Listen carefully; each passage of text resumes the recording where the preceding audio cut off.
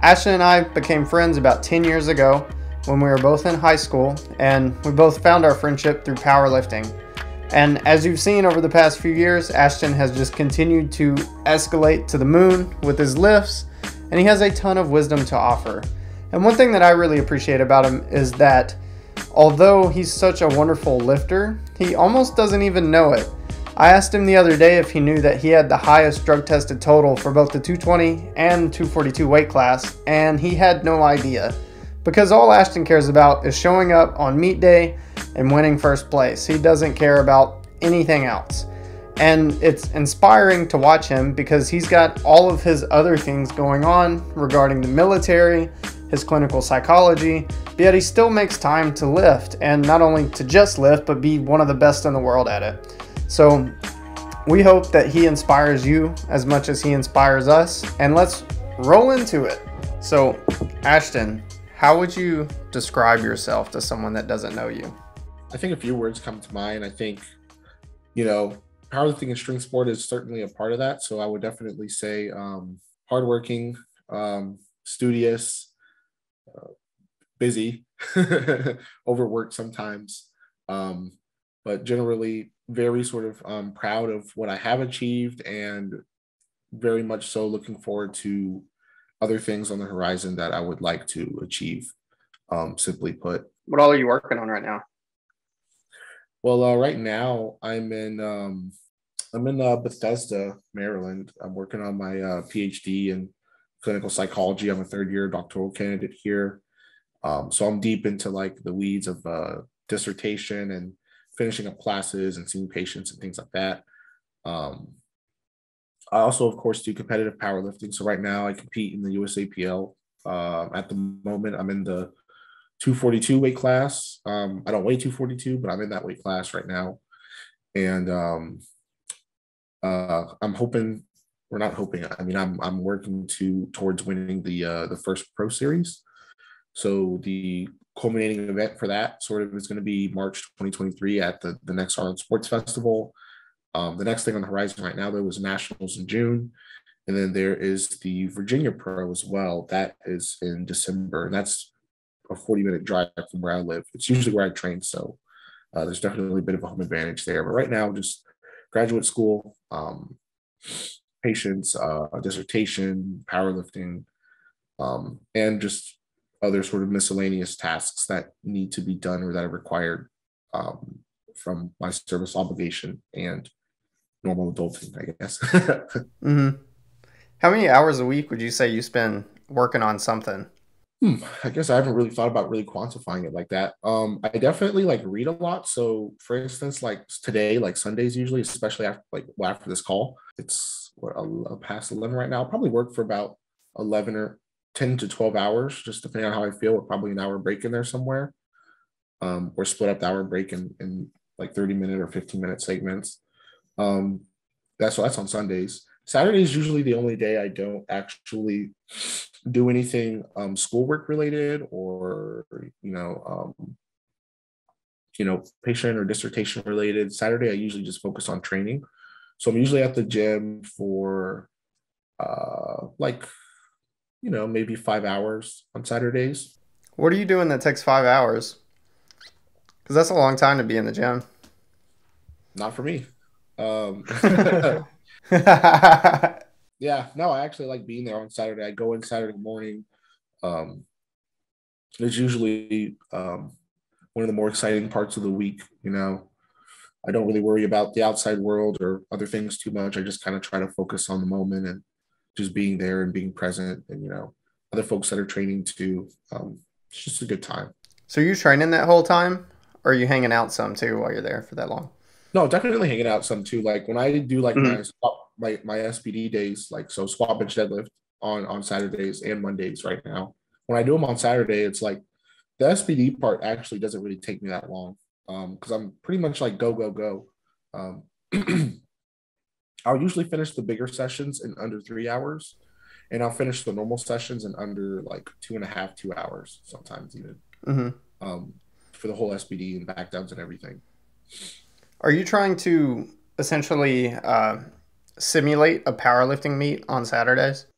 Yeah, pretty much, especially on the heavier days. I also do a Hmm. lot of accessories too. I'll do, Saturday, not a crazy amount of accessories. I'll do more calisthenics and stuff like that, like PT basically. And then I'll also usually do some cardio every day that I train. Since I just recently did my ACFT last week, though, I don't actually need to like run physically, like run now, going into nationals for the next couple months or a month and a half Hmm. or so. So I'll probably just be walking with like, doing longer like walks and strides with like 40-pound vests, just to of course still do cardio and stay in good shape, but um, don't have to worry about sort of the impact on like the joints and stuff for running for the time being. But after nationals, I'll of course pick that back up again. Um, but I was running a lot just before this last Monday when I took my ACFT, so I would run for quite a while each day. Um, but yeah, I mean, those sessions are usually I get through the SBD part. That's usually the meat and the potatoes, and then I'll do the calisthenics, I'll do the cardio and stuff like that, and accessories. But that's kind of what Saturday looks like. And then the rest of the week, it's really a mixed bag. It's miscellaneous. Like some days I'll be seeing patients for, several hours on end. Some days I'll be just reading like a lot. um, Is that for and schoolwork? then of course class. Some semesters, depending on what class I'm TAing for. So I also TA. I've been TAing for like the last like 3 or 4 like semesters. Like um, teacher's assistant for people that don't know what a TA is. Um, the time commitment can look different depending on the class. Some classes it's a lot more time intensive to be a TA than others, and you're going to have a lot more direct input and sort of get into the students' work a bit more directly. So that really depends too. And then there's also, of course, like the miscellaneous and various meetings you have throughout the week with different people and different meetings and stuff like that, that are set up like by other people even outside of our department. So it really depends. Even last week we had uh, I couldn't go to it because I was seeing patients, but we have like all these like guest lecturers come to our school too all the time. Like last week we had, I think, Dr. Fauci come and talk. Um, yeah, if you're into that. But yeah, I mean it's usually a pretty busy time frame for me. And then I spend a lot of time working on my dissertation too, like looking Hmm. at it in agony, just as much time as looking at it in agony as I do actually writing it. And then reading, articles, lots of articles, synthesizing sources and things like that. So how many? So I kind of want to quantify like per week how much time, like how many days a week you're going to the gym, and then how long you're approximately spending each time. Because I don't want to roll into asking you why you like lifting, but I want to set the stage of how often you do it first. Yeah. So specifically with the gym, right now, it depends. The sweet spot for me, I like to go between 3 and 4 days a week. Um, I've done 5 before. I don't really care too much for 5. I think it just, the more days you go to the gym, you have to split things up more and more. I kind of like when I like to go to the gym, I like to kind of, be ready for it and, have kind of a lot to get after. It kind of, helps me get into a different sort of mentality. I mean, not that if it's spread over 5 days, I'm going to half-ass anything, but at the same point in time, if there's more stuff, it's going to require more out of me. So I kind of just like having it set up that way. Plus, it's a bit better being in the position I'm in to have less days, just because having it spread out more days makes it a lot more difficult to actually make it to the gym and then have time to do everything that I'd want to do. So doing it 3 days usually works optimally right now. So right now I train 3 days a week, Monday, Wednesday, and Saturday. So Tuesday I'll rest, which I usually need after Monday and Saturday. And then Thursday and Friday I'll rest for Saturday because Saturday is usually the biggest session. So I get an extra day. And then after Saturday, I just rest Sunday going into Monday. And then Monday usually is like where the most sort of, well, I'd even say Wednesday actually is where sort of the most acute fatigue sits from the Monday and Saturday prior. Um, but I'll spend Mondays or pretty long days too, because Monday is also an SBD day. So I'll probably be in the gym on Monday for uh, anywhere between 3 to 4 hours, 4 hours. And I'll do a lot of accessories too. So it's like a pretty hardcore day. Like I'm moving a lot. I'm not talking a lot. Um, I'm just working really hard. And then with Wednesday, it's also a very accessory heavy day, but that's much more upper body stuff. It's not an SBD, it's a bench day. Um, and that usually also takes usually less time. That's usually the shorter day. That takes usually because it's all like upper body accessories. So I blow through those pretty fast. It's like 2 hours, two and a half at most, but usually two. It could even take under two if I'm really moving. But I also usually do cardio those days as well. So that also takes up some time. So I would say about 5 hours Saturday, about 3 to 4 Monday, and then about 2 to 2.5 on Wednesday.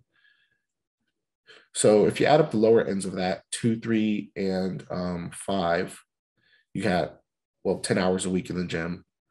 And then on the higher end, if you go 4, 2.5, and 5, um, 6.5, 5, that's 11 and a half hours. And then maybe add an extra 30 minutes to an hour on that Saturday. It could reach over 12 hours sometimes.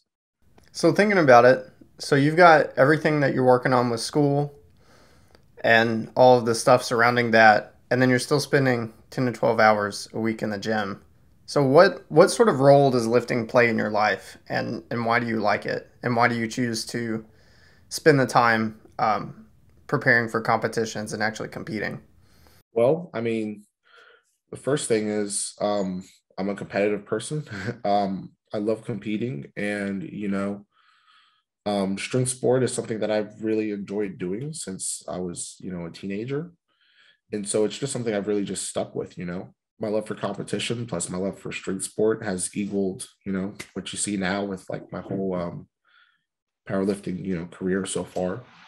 Um, and it's very much, intrinsic just as much it is as it is extrinsic. Like there's something like literally I think in me that compels me to want to compete and to be better and to win.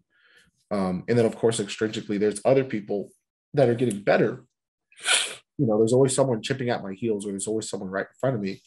And for me, that pushes me to be the best version of myself.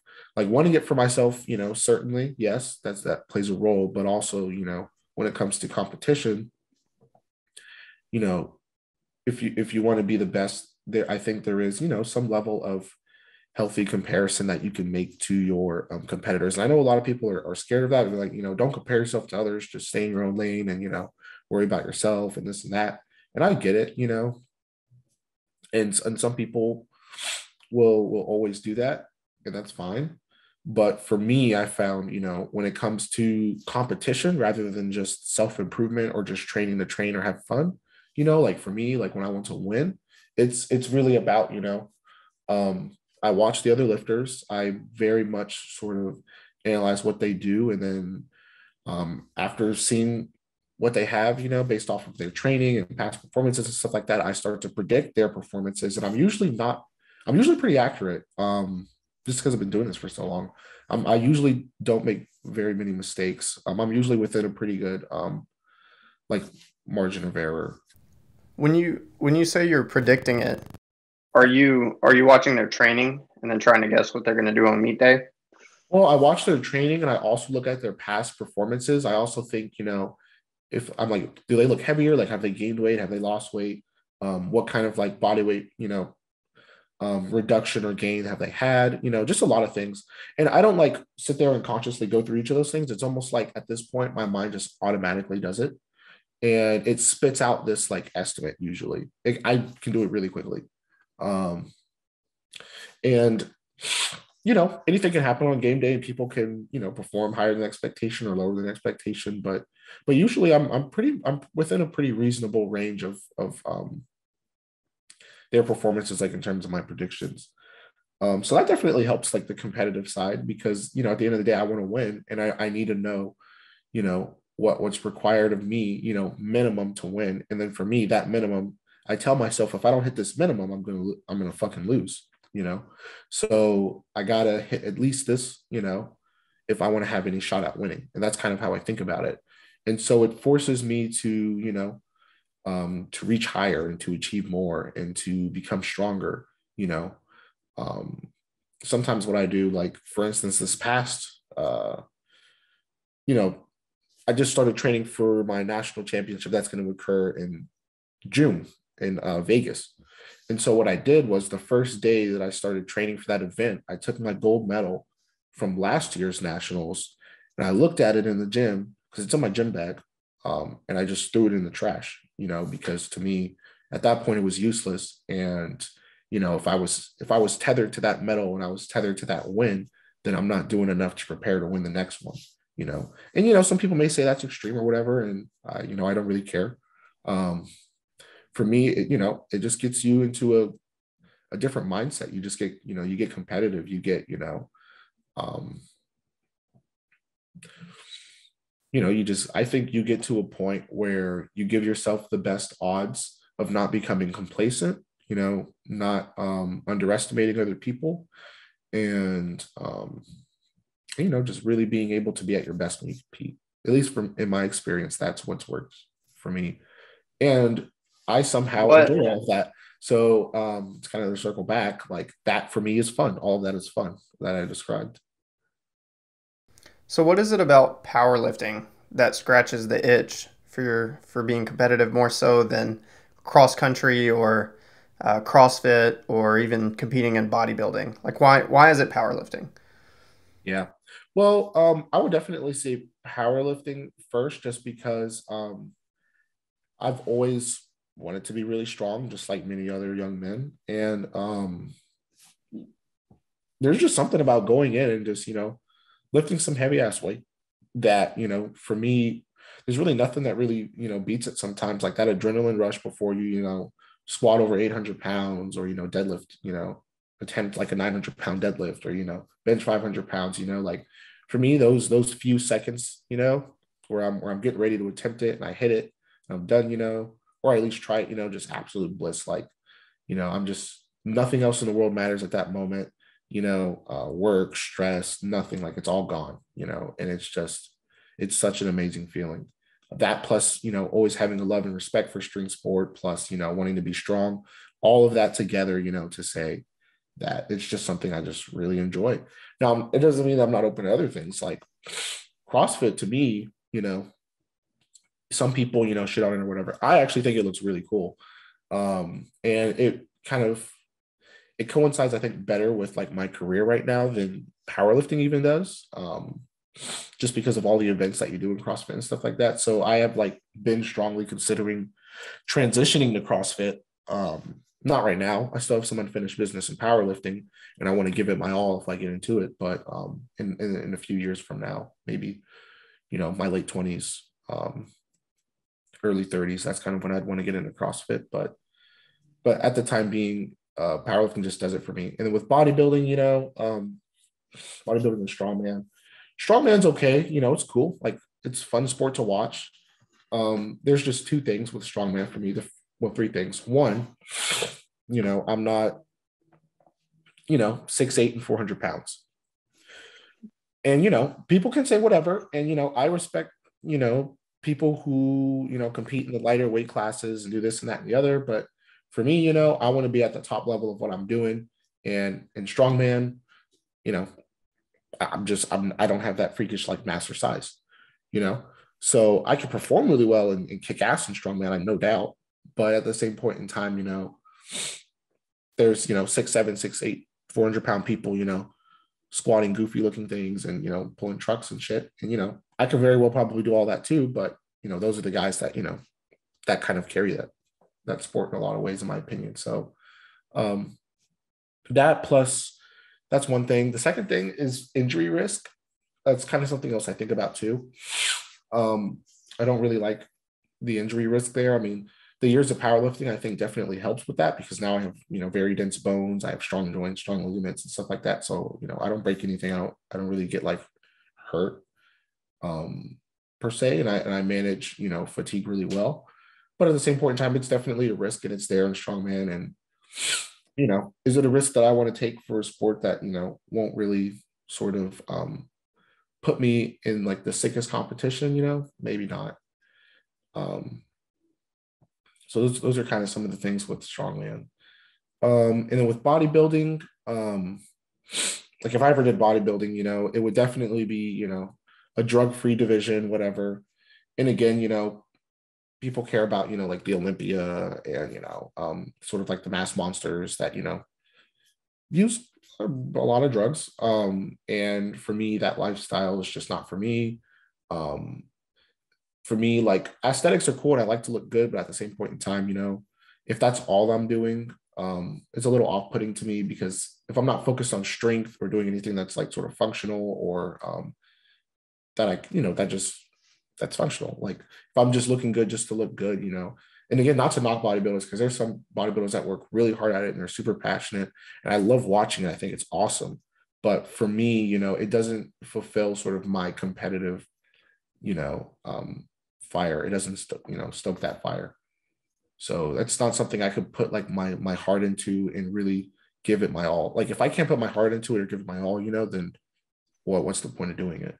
Because I'm not going to be the best, so I'm not going to win. And if I want to be competitive, I want to win and be the best. So if I'm not going to put my heart into it, it's something I won't even like waste my time doing.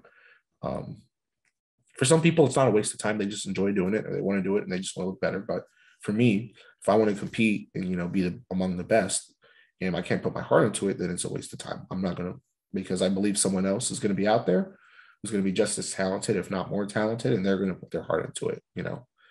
So not for me. Um, so, yeah, right now kind of landed on powerlifting. CrossFit is definitely not out of the cards. I really like CrossFit.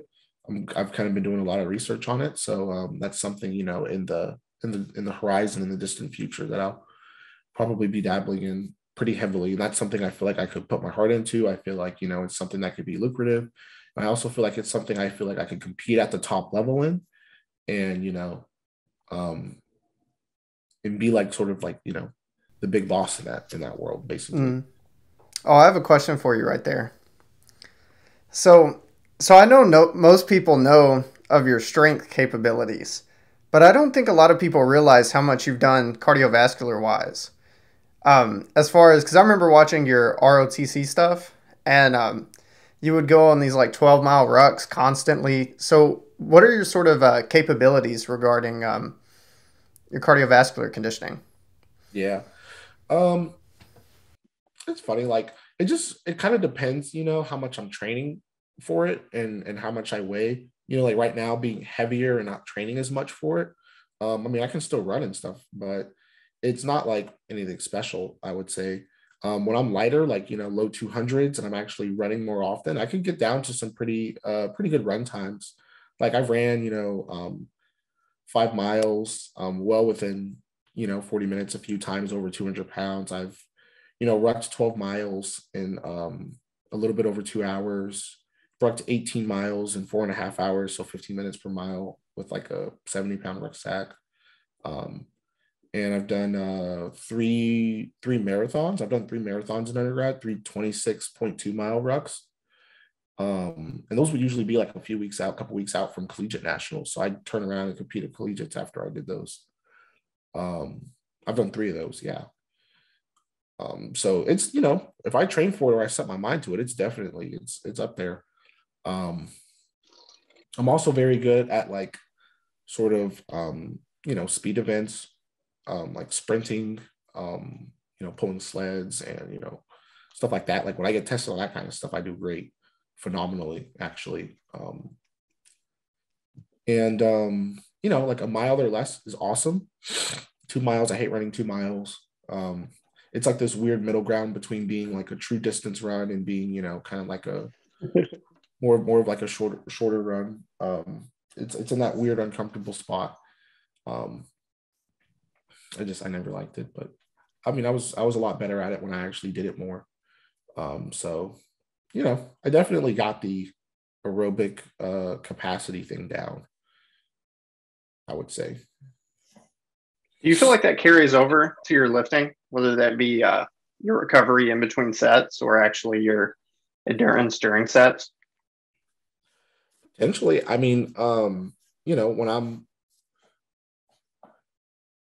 I do a lot, heavier cardio and I'm lighter and I'm, more nimble and move around and stuff, like I guess lifting, at times, sometimes lifting max weight can be, a little bit different and more challenging if you're lighter, of course, just because mass moves mass. But at the same point in time, if I'm energized and I don't feel lethargic and I can just kind of move around and do whatever all the time, then lifting is pretty, in a sense, it's pretty easy, that I don't really get exhausted or burnt out quick, and I can, blow through super long workouts, and do a ton of stuff, even in a short amount of time.